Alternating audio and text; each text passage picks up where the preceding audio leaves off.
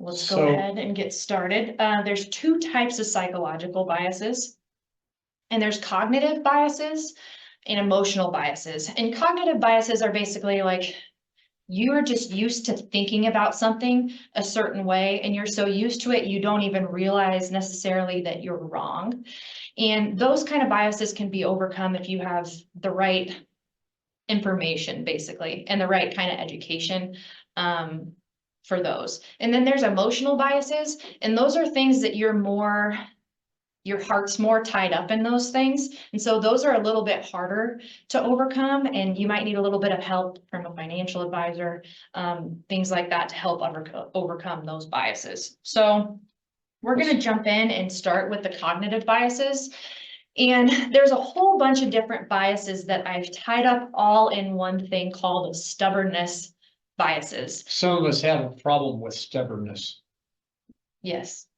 And so basically this is clinging really hard to an opinion or thought process on something, whether that's investing, whether it's a particular stock or company, clinging to an opinion about that thing that's either outdated or irrational, even when new information is available. And so some examples of this would be like, you only read articles or only look for information that already supports what you already think. People do that. Everybody does that. We do that all the time. That's called confirmation bias. Mm-hmm. Another one is failing to change your viewpoint even when newer or better information becomes available that proves what your viewpoint is incorrect. Another thing is believing that the past will persist, whether that's past performance of a certain investment or the market. Another thing is taking action based on the outcome of prior events. So maybe prior market events, or again, relying on past performance, maybe thinking that, oh, a certain crash happened in history, and so I'm going to invest my assets now in order to avoid what happened in that crash, kind of things like that.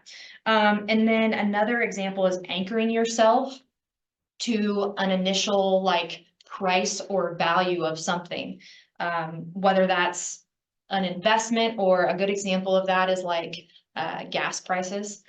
So whenever gas prices got really expensive, was that in 2021? Right. Gas prices went way, way, way up. And now they're down a little bit from then, right? So when we think back, when we compare now to then in 2021, we might think, oh, good, gas prices went down so much and they're so cheap right now. But then if you compare what gas prices are like now to what they were like a little bit further back in time, what, 4 or 5 years? Yeah, 2020. Something like that. They're way low. You would say they're actually more expensive still. So it's just kind of a viewpoint thing, and kind of sticking something in your mind that you need to update your thought process on. Right. And So the opposite of this is a different bias called recency bias. And that's throwing out all old information or all historical information and only relying on the most recent information that you got, because that's the newest information that's in your head. And that's called recency bias. And that's also that also can help cause you to make bad decisions. So some more, moving along, some more cognitive biases, but one would be control bias. And that's thinking that you can control account performance and should be able to know what the market's going to do. Looking at hindsight or illusion of control, those kind of things. It goes along with the another bias called overconfidence bias that we're going to talk a little bit later. And then there's another bias called herding bias. That's just following the crowd, following the herd. You start hearing that everybody's buying this or selling this, and you just go along with it. It's because you have a fear of missing out.